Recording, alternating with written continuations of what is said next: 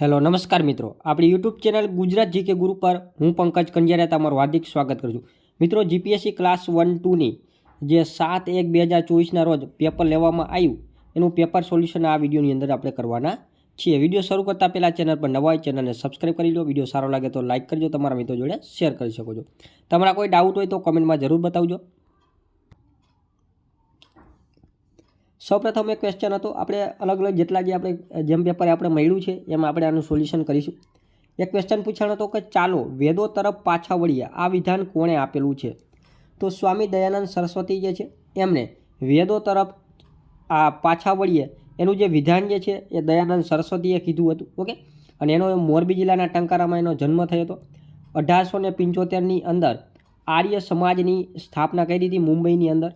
અને જે આ સ્વામી વિવેકાનંદ જે છે, સ્વામી વિવેકાનંદ એમને ઉઠો જાગોને ધ્યેય પ્રાપ્તિ સુધી મળ્યારો એનો નારો આપ્યો હતો. અને રાજા રામમોહન રાય જે છે એ બ્રહ્મો સમાજની સ્થાપના કરી હતી. રામકૃષ્ણ પરમહંસ છે એ સ્વામી વિવેકાનંદના ગુરુ હતા. ઓકે, ત્યારબાદ આગળ ક્વેશ્ચન જોઈએ તો કે સ્વાતંત્ર્ય સેનાની શહીદ ભગતસિંહ નીચેના પૈકી કઈ સંસ્થા સાથે સંકળાયેલા હતા? તો હિન્દુસ્તાન સોશિયાલિસ્ટ રિપબ્લિક એસોસિએશન સાથે શહીદ ભગતસિંહ જે છે તેઓ સંકળાયેલા હતા. આપણા પ્રસિદ્ધ ક્રાંતિકારી હતા શહીદ ભગતસિંહ. ત્યારબાદ એક ક્વેશ્ચન છે કે 1920માં શરૂ થયેલી અસહકારની ચળવળ સાથે નીચેના પૈકી કોનો મૃત્યુનો યોગ છે? મતલબ કે 1920માં અસહકારની ચળવળ શરૂ થાય છે અને એ જ અરસા દરમિયાન લોકમાન્ય ટિળક જે છે એનું મૃત્યુ થઈ જાય છે. અને એવું કહેવામાં છે કે એક યુગનો અંત અને એક યુગની શરૂઆત થાય છે અહીંથી. અને આ લોકમાન્ય ટિળક જેનું મૃત્યુ થાય છે ત્યારબાદ ટિળક સ્વરાજ ફંડની સ્થાપના કરવામાં આવે છે અને એની અંદર મહાત્મા ગાંધીજી દ્વારા 1 કરોડ રૂપિયા એકઠા કરવાનું પણ આહવાન કરવામાં આવે છે. ત્યાર પછી કે 1925માં કાકોરી ટ્રેન ષડયંત્રમાં ભારતના નીચેના પૈકી કયા 3 સ્વતંત્રતા સેનાનીઓને ફાંસી આપવામાં આવી હતી? તો 1925ની અંદર ઇતિહાસની અંદર આપણને ખ્યાલ હશે કે એક કાકોરી ટ્રેન ષડયંત્ર થયું હતું. તો એ કેસના કારણે ત્યારબાદ ભગતસિંહ, સુખદેવ અને રાજગુરુ જે છે એમને ફાંસીની સજા આપવામાં આવી હતી.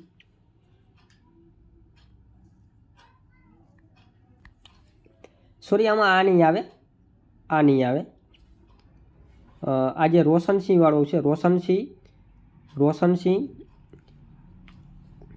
રોશનસિંહ રામપ્રસાદ બિસ્મિલ્લા અને અસફ ઉલ્લા ખાં આવશે જવાબ. ઓકે, ભગતસિંહ, સુખદેવ અને રાજગુરુ જે છે એમને તો ન્યાયતંત્રની અંદર બોમ્બ ફેંકવા બદલ એમને કસૂરવાર ઠેરવામાં આવ્યા હતા. ત્યારબાદ છે ઉધમસિંહ દ્વારા જે અંગ્રેજ અધિકારીને ગોળી મારવામાં આવી હતી એનું નામ શું હતું? તો જ્હોન સોન્ડરસન જે છે એમને જનરલ ઉધમસિંહ જે છે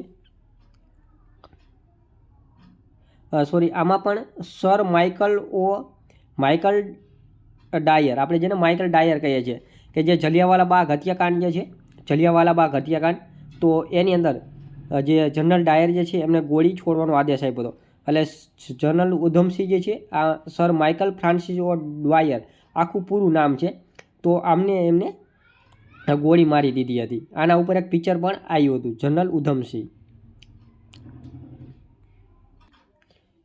ત્યાર પછી અંગ્રેજો કોને ભારતીય અશાંતિના પિતા કહેતા? તો લોકમાન્ય તિલક જે છે એમને ભારતના લોકો અંગ્રેજો જે છે એ લોકમાન્ય તિલકને અશાંતિના પિતા કહેતા. ત્યાર પછી એની બેસન્ટ કોની સાથે સંકળાયેલા હતા? તો હોમ રૂલ ચળવળ સાથે એની બેસન્ટ જે છે એ સંકળાયેલા હતા. ઓકે, એની બેસન્ટ. ત્યાર પછી ફોર્ટ સેન્ટ જ્યોર્જ ભારતમાં અંગ્રેજો દ્વારા બંધાવવામાં આવેલો પ્રથમ કિલ્લો કયો હતો? તો ફોર્ટ સેન્ટ જ્યોર્જ જે છે એ મદ્રાસ, હાલમાં વર્તમાનમાં મદ્રાસ અથવા તો ચેન્નાઈ જે છે એ આ ફોર્ટ સેન્ટ જ્યોર્જ તરીકે ઓળખાતું હતું અને અહીંયા કિલ્લો બાંધ્યો હતો. ઓકે, અને કોલકાતા જે છે એને ફોર્ટ વિલિયમ કહેવામાં આવે છે, આવતું હતું. ત્યાર પછી ડિસેમ્બર 1920માં કોંગ્રેસના ખાલી જગ્યા ખાતેના અધિવેશનમાં એક સમાધાનકારી વલણ સ્વીકારવામાં આવ્યું અને અસહકારનો કાર્યક્રમ અપનાવવામાં આવ્યો હતો. તો નાગપુર અધિવેશન થયું હતું 1920માં. તો એ અધિવેશનના નાગપુર અધિવેશન દ્વારા એની અંદર જ અસહકારના કાર્યક્રમ અપનાવવામાં આવ્યો હતો. મહાત્મા ગાંધીજી ખાલી જગ્યા 1930ના રોજ દાંડી પહોંચ્યા હતા. તો અહીંયા મહાત્મા ગાંધીજી છે એ 6 એપ્રિલ 6 એપ્રિલ 1930ના રોજ દાંડી પહોંચ્યા હતા. 6 એપ્રિલ 1930ના રોજ દાંડી પહોંચ્યા હતા. ઓકે, અહીંયા જો આ લાલ લીટા કર્યા છે એ મને જે પેપર મળ્યું છે એમના દ્વારા કરવામાં આવેલા છે. તો આપણે જો હું અહીંયા તમને જણાવું છું એ સાચા આન્સર માનવાના છે તમારે. ઓકે, હૈદરાબાદ રાજ્યને ભારતીય પ્રજાસત્તાકનો ભાગ બનાવવા માટે સરદાર પટેલ દ્વારા કયું ઓપરેશન કરવામાં આવ્યું હતું? તો ઓપરેશન પોલો જે છે એ કરવામાં આવ્યું હતું હૈદરાબાદ રાજ્યને ભારતીય સંઘમાં જોડાવવા માટે. ઓકે, અને આ સરદાર વલ્લભભાઈ પટેલ દ્વારા. અને આ ઓપરેશનની અંદર સફળ બનાવવા માટે કનૈયાલાલ માણેકલાલ મુનશીનો પણ સરદાર પટેલને ખૂબ ફાળો રહેલો છે. ત્યારબાદ છે કયા વર્ષમાં સરદાર પટેલ કોંગ્રેસના પ્રથમ નિયુક્ત પ્રમુખ બન્યા હતા? તો 1925ની અંદર સરદાર પટેલ પ્રથમ નિયુક્ત પ્રમુખ બન્યા હતા. ત્યારબાદ છે રાષ્ટ્રીય એકતા દિવસ ક્યારે ઉજવવામાં આવે છે? તો 31 ઓક્ટોબર જે છે એને આપણે રાષ્ટ્રીય એકતા દિવસ ઉજવીએ છીએ, કારણ કે ત્યારે સરદાર વલ્લભભાઈ પટેલની જન્મજયંતિ છે. ઓકે, ત્યારબાદ છે ભાષા આધારિત રાજ્યની રચનાની માંગ પર પુનર્વિચાર કરવા માટે ધ સ્ટેટ રેકગ્નાઇઝેશન કમિશનની રચના 1953માં કરવામાં આવી હતી, જેનું નેતૃત્વ ખાલી જગ્યાએ કર્યું હતું. તો એ હતા ફજલ અલી. ઓકે, ફજલ અલી આયોગની રચના કરવામાં આવી હતી.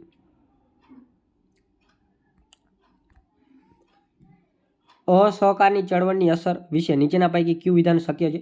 તો 1921 અને 1922 વચ્ચે વિદેશી વસ્ત્રની આયાત અડધી થઈ ગઈ હતી. સાચું છે. ઘણા સ્થળોએ વ્યાપારીઓ અને વિક્રેતાઓએ વિદેશી માલ સામાનનો વ્યાપાર કરવાનો અથવા વિદેશી વ્યાપાર આપવાનો ઇનકાર કર્યો હતો. ભારતીય કાપડ મિલો હાથસાળનું ઉત્પાદન વધ્યું હતું. ઓકે, ઉપરોક્ત તમામ વિધાનો સાચા છે, કેમ કે અસહકારની ચળવળ મતલબ કે ગાંધીજી એવું માનતા હતા કે અંગ્રેજો જે છે એ ભારતના લોકોના સહકારથી જ તેઓ ભારતની અંદર જે પોતાની હુકુમત ચલાવે છે. તો આપણે એને અસહકાર આપવાનું ચાલુ કરી દઈશું તો એ અંગ્રેજો છે જે આપમેળે જતા રહેશે. જલિયાવાલા બાગ હત્યાકાંડ જે અમૃતસર હત્યાકાંડ તરીકે પણ જાણીતો છે, તો એ ખાલી જગ્યાના રોજ થયો હતો 13 એપ્રિલ 1919ની અંદર થયો હતો. ઓકે, પંજાબના અમૃતસરની અંદર.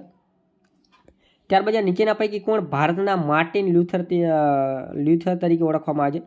તો સ્વામી દયાનંદ સરસ્વતી જે છે એમને ભારતના માર્ટિન લ્યુથર કિંગ તરીકે પણ ઓળખવામાં આવે છે. ઉપનિષદો જે છે એ ખાલી વિષયના પુસ્તકો છે, તો દર્શનશાસ્ત્રના આ બધા પુસ્તકો છે. સિંધુ સંસ્કૃતિના લોકો દ્વારા પૂજવામાં આવતા મુખ્ય પુરુષ દેવતા કોણ હતું? તો ભગવાન શિવ જે છે એમને તેઓ પૂજતા હતા. આપણે જનરલી આપણને ખ્યાલ છે પશુપતિનાથની મૂર્તિઓ મળેલી છે, તો એ આ ભગવાન શિવ જ છે, શિવનો જ અવતાર છે. ત્યારબાદ છે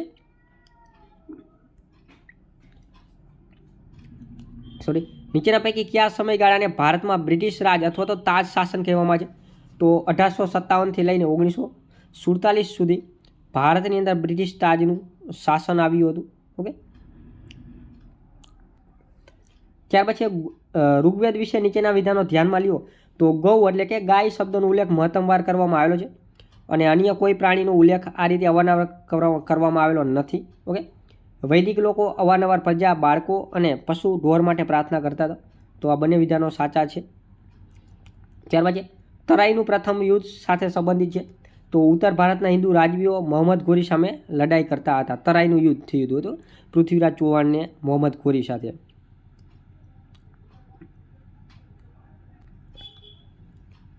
ત્યાર પછી ચોથ અને સરદેશમુખી કરવેરાની સંકલ્પના ખાલી જગ્યાના શાસનકાળ દરમિયાન થઈ હતી.